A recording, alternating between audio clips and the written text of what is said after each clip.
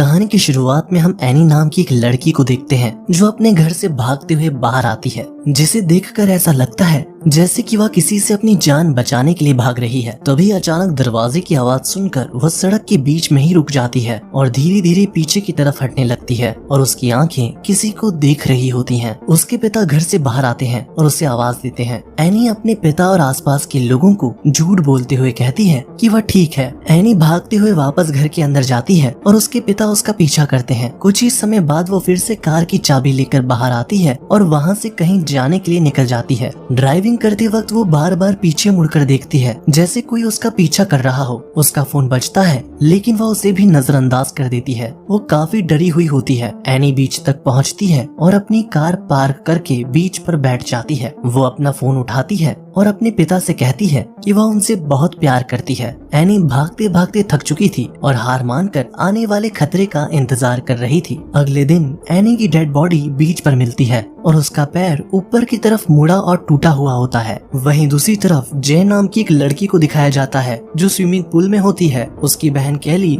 उसे अपने दोस्तों के साथ मूवी देखने के लिए कहती है, लेकिन जय मना कर देती है क्योंकि उस दिन वह किसी के साथ डेट पर जाने वाली थी। कैली के जाने के बाद जय मुस्कुराती है और अपने पड़ोस के एक लड़के को बुलाती है जो उसे स्विमिंग करते हुए देख रहा होता था। घर के अंदर कैली अपने दोस्त पॉल और यरा के साथ मूवी देख रही होती है और उसकी माँ डाइनिंग टेबल पर बैठी होती है। जय चुपचाप अपने कमरे में जाती है और अपनी डेट की तैयारी करती है। इसके बाद जय थिएटर पहुंचती है जहां वो अपने डेट ह्यूग को एक गेम सिखाती है जो वो अपनी बहन के साथ खेला करती थी। इस गेम में ह्यूग एक आदमी को चुनता है जिसके साथ वो काम करना चाहता है और जय ये अंदाजा लगाती है कि ह्यूग ने किसे चुना है। फिर जब ह्यूग के अंदाजा लगाने की बारी आती है तो वो एक लड़की की तरफ इशारा करता है जिसने पीले रंग के कपड़े पहने होते हैं, लेकिन जय को वो लड़की दिखाई नहीं देती है। ह्यूग डर जाता है और वो जय को तुरंत अपने साथ चलने के लिए कहता है। ह्यूग और जय थिएटर से निकल जाते हैं। ह्यूग कहता है कि उसे थिएटर में कुछ ठीक नहीं लग रहा था।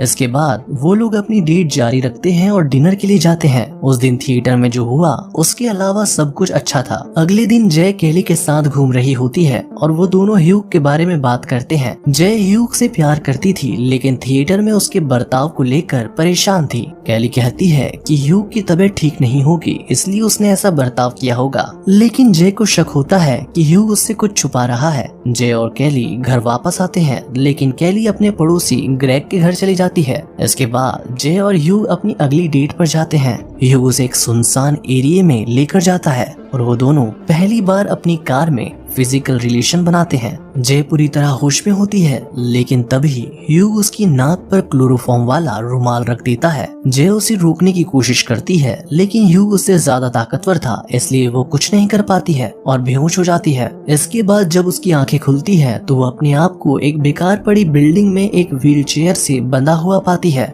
ह्यूग उससे माफी मांगता है और कहता है वो उसे नुकसान नहीं पहुंचाएगा लेकिन उसे सब कुछ समझाने का मौका चाहिए। ह्यूग उसे बताता है कि उसके ऊपर एक श्राप है जिसमें एक अनदेखी ताकत उसका पीछा करती है और अब वो श्राप जय को मिल गया है इसलिए वो उसका पीछा करेगी और अगर उस अनदेखी ताकत ने जय को पकड़ लिया तो वो उसे मार देगी। वो अनदेखी ताकत किसी की भी तरह दिख सकती है और किसी ऐसे इंसान का रूप भी ले सकती है जिसे जय जानती है। ये सब सुनकर जय मदद के लिए चिल्लाने लगती है। उसे ह्यूग की बातें समझ नहीं आती है। ह्यूग उसे व्हील चेयर की मदद से बिल्डिंग के किनारे लेकर जाता है और दिखाता है कि वो अनदेखी ताकत उसकी तरफ आ रही है। जय देखती है एक औरत धीरे धीरे उस बिल्डिंग की तरफ आ रही है। ह्यूग कहता है कि उस अनदेखी ताकत से बचने के लिए जय को किसी के साथ हम बिस्तर होना होगा ताकि वो श्राप किसी और की बॉडी में चला जाए और अगर वो शक्ति जय को मार देती है तो वो वापस से ह्यूग का पीछा करेगी। जय बहुत डरी हुई होती है और रोने लगती है। ह्यूग उसे अपनी कार में वापस लेकर जाता है। दूसरी तरफ कैली अपने दोस्तों के साथ घर पर कार्ड्स खेल रही होती है। तभी वो लोग देखते हैं कि एक कार जय को सड़क के बीच में ही फेंक कर चली जाती है। वो लोग तुरंत दौड़ते हुए जय के पास आते हैं और पुलिस को कॉल करते हैं। पुलिस वहां आती है। जय काफी परेशान होती है और पुलिस उससे पूछताछ करती है कि उसके साथ क्या हुआ है। पुलिस ह्यूग को ट्रैक करने की कोशिश करती है लेकिन वो उसे नहीं ढूंढ पाते हैं क्योंकि वो गलत नाम का इस्तेमाल कर रहा होता है। ऐसे ही दिन बीतते जाते हैं और जय अभी भी ये समझने की कोशिश कर रही होती है कि उसके साथ क्या हुआ है। एक दिन जय अपने बाथरूम में होती है कि अचानक एक बॉल बाथरूम की खिड़की पर पड़ती करती है जिससे वो डर जाती है। जे खिड़की के बाहर देखती है लेकिन वो उसकी खिड़की से झांक रहे एक पड़ोसी को नहीं देख पाती है। इसके बाद वो अपने क्लास में होती है जहाँ उसकी नजर एक बूढ़ी औरत पर पड़ती है जो उसकी तरफ आ रही होती है। वो औरत आस पड़ोस की रहने वाली नहीं थी और उसके अलावा कोई उस औरत को नहीं देख रहा था। जय को ह्यूग की कही हुई बातें याद आती है कि अनदेखी ताकत उसका पीछा करेगी और जब वो औरत को पास आते हुए देखती है तो क्लास से बाहर निकल जाती है। वो बूढ़ी औरत कॉलेज के अंदर आ जाती है और जय के करीब आ रही होती है। तब जय को पता चलता है कि वो औरत किसी और को दिखाई नहीं दे रही है। जय डर जाती है और वहाँ से अपनी कार में निकलकर एक आइसक्रीम शॉप में पहुँचती है जहाँ कैली और पॉल काम करते हैं। जय कैली और पॉल को वो सारी बातें बताती है जो ह्यूग ने उसे बताई थी। कैली और पॉल को इन बातों पर विश्वास नहीं होता और जय को भी विश्वास नहीं हो रहा था, लेकिन पॉल उसे और कैली को उस रात अपने घर पर रहने को कहता है ताकि वो उनका ध्यान रख सके। यरा भी उस रात पॉल के घर आती है। रात को जय सो नहीं पा रही थी इसलिए वो लिविंग रूम में पॉल के साथ मूवी देखने जाती है। वो काफी घबराई हुई होती है और ये देखकर पॉल उसे तसल्ली देता है। वो लोग अपनी बचपन की बातें याद करने लगते हैं। तभी उन दोनों को किचन से खिड़की के कांच टूटने की आवाज आती है और वो लोग डर जाते हैं। पॉल किचन में चेक करने जाता है लेकिन उसे वहाँ कोई दिखाई नहीं देता है। इसके बाद वो जय को वहाँ अकेला छोड़कर कैली को उठाने ऊपर वाले कमरे की तरफ जाता है। जय घबराई हुई किचन की तरफ जाती है और देखती है कि एक औरत उसकी तरफ आ रही है। वो जोर से चिल्लाती है और अपने कमरे में जाकर खुद को अंदर बंद कर देती है। कैली और पॉल उसे कहते हैं कि बाहर कोई नहीं है और वो उन्हें कमरे के अंदर आने देने के लिए कहते हैं। जय बहुत ज्यादा डरी हुई होती है और घबरा जाती है लेकिन कैली उसे संभालती है। इस बीच यारा वहाँ आकर कमरे का दरवाजा खटखटाती है। जय कैली को दरवाजा खोलने से मना करती है लेकिन कैली दरवाजा खोल देती है। जय यारा को अकेला देखकर शांत हो जाती है लेकिन अचानक यारा के पीछे एक लंबा आदमी आ जाता है और जय डर के चिल्लाती है। फिर जय बालकनी की तरफ भागती है और वहाँ से कूद कर निकल जाती है। बाहर ग्रेग जय को साइकिल में जाते हुए देखता है और उसके दोस्त और कैली उसे आवाज दे रहे होते हैं। जय एक खेल के मैदान में रुकती है और झूले पर बैठकर आसपास की चीजों पर नजर रखती है और सोचती है कि अनदेखी ताकत उसे पकड़ सकती है। उसे सामने कुछ दूरी से कुछ मूवमेंट दिखाई देती है जिससे वो अपनी जगह पर जम सी जाती है। पॉल उसे आवाज देता है और बाकी लोग उसे संभालने की कोशिश करते हैं। ग्रेग वहाँ आता है और पूछता है कि वहाँ क्या हो रहा है। जय कहती है कि ये जानने के लिए उन्हें ह्यूग को ढूंढना पड़ेगा और ग्रेग कहता है कि वह भी इसमें उसकी मदद करेगा। इसके बाद जय और बाकी सब ह्यूग के घर पर जाते हैं जो बेकार पड़ा हुआ होता है। इस घर का पता ह्यूग ने जय को तब दिया था जब वो लोग एक दूसरे को डेट कर रहे थे। जब सब लोग उसके घर पहुंचते हैं तो वहाँ की चीजों को देखने लगते हैं। उन्हें लगता है कि ह्यूग ने जरूर वहाँ कोई सुराग छोड़ा होगा जिससे वो ह्यूग तक पहुँच सकते हैं। वहाँ पॉल को एक तस्वीर मिलती है जिसमें ह्यूग एक लड़की के साथ होता है और वो तस्वीर हाई स्कूल की होती है। वो स्कूल के यूनिफॉर्म लोगों से पहचान जाते हैं कि वो कौन सा स्कूल है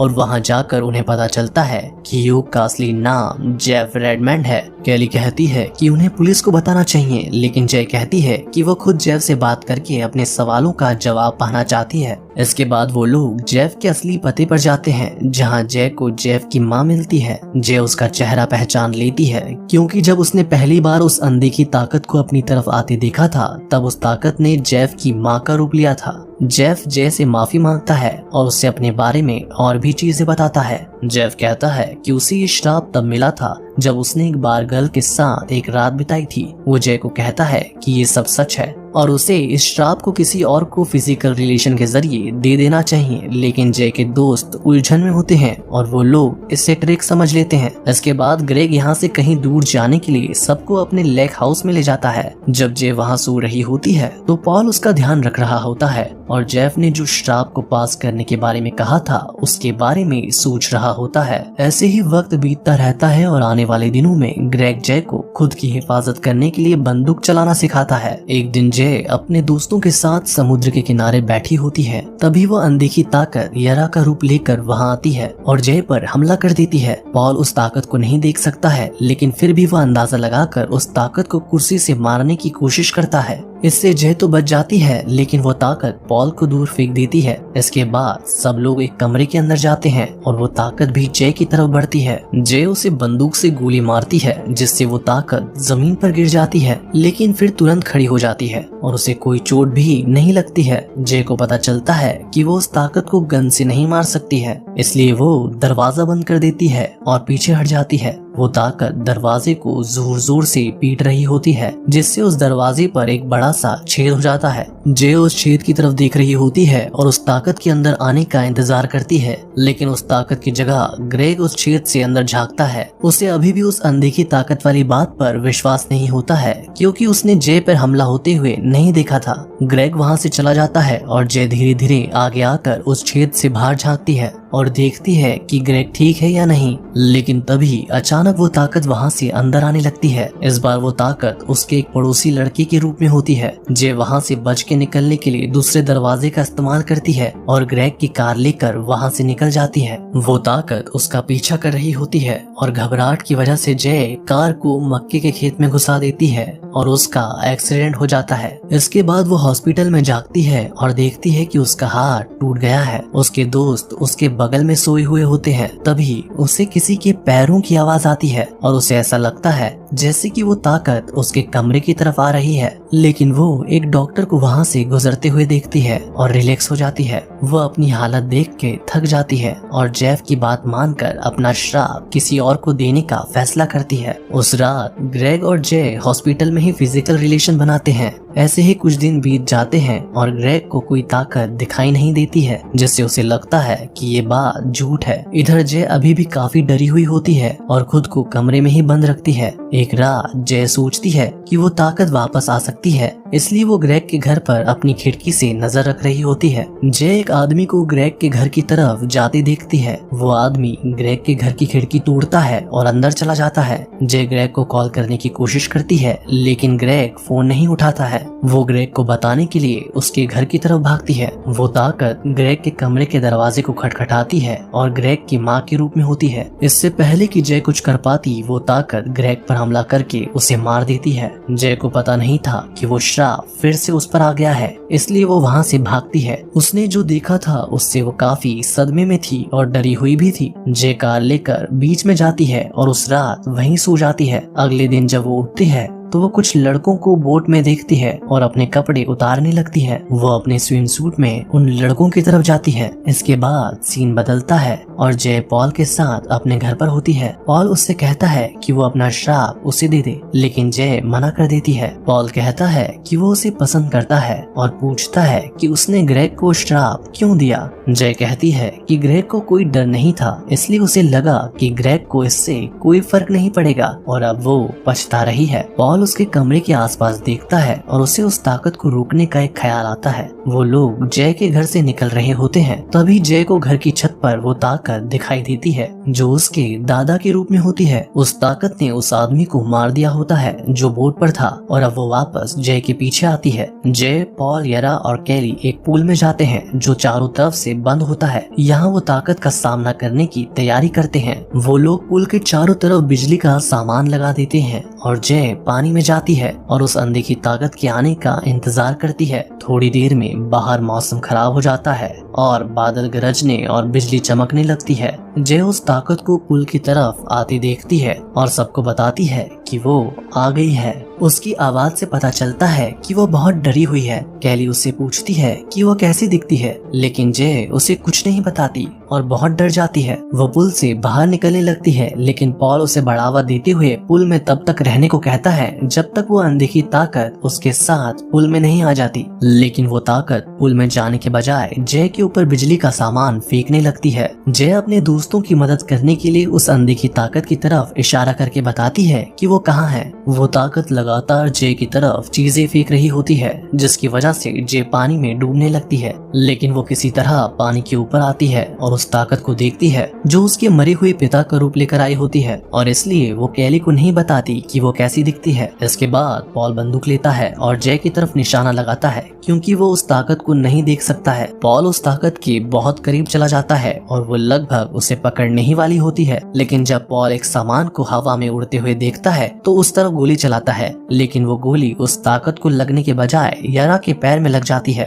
वो ताकत अभी भी जय के ऊपर बिजली के सामान को फेंक रही होती है, जिससे जय के हाथ में चोट लग जाती है। कैली पॉल की हेल्प करने के लिए एक कंबल लेती है और उसे उस ताकत की तरफ फेंकती है और वो कंबल उस ताकत के ऊपर जाता है, जिससे पॉल को पता चल जाता है कि वो ताकत कहाँ है। पॉल इसका फायदा उठाकर उस ताकत के सिर पर गोली चलाता है और वो ताकत पुल में गिर जाती है। इसके बाद जय तुरंत पुल से बाहर निकलने के लिए किनारे की तरफ स्विम करते हुए जाती है, पर वो ताकत उसका पैर पकड़ लेती है और उसे नीचे की तरफ खींचती है। पॉल उस ताकत की तरफ अंदाजा लगाते हुए लगातार गोली चलाता रहता है और एक बार फिर से गोली उस ताकत के सिर पर लगती है और वो जय को छोड़ देती है। जय पुल से बाहर निकलती है। पॉल उसे देखने को कहता है कि वो ताकत जिंदा है या नहीं। जय ध्यान से पुल के अंदर झांक कर देखती है और उसे पुल में खून दिखाई देता है, जिससे पूरे पुल का पानी लाल हो जाता है। उस रात पॉल और जय एक दूसरे के साथ फिजिकल रिलेशन बनाते हैं। जब जय सो जाती है तो पॉल बाहर जाता है और उसे कुछ वेश्याएं दिखती हैं। पॉल को आइडिया आता है कि अगर वो ताकत जिंदा है तो वो उस श्राप को उस वेश्या को पास कर सकता है।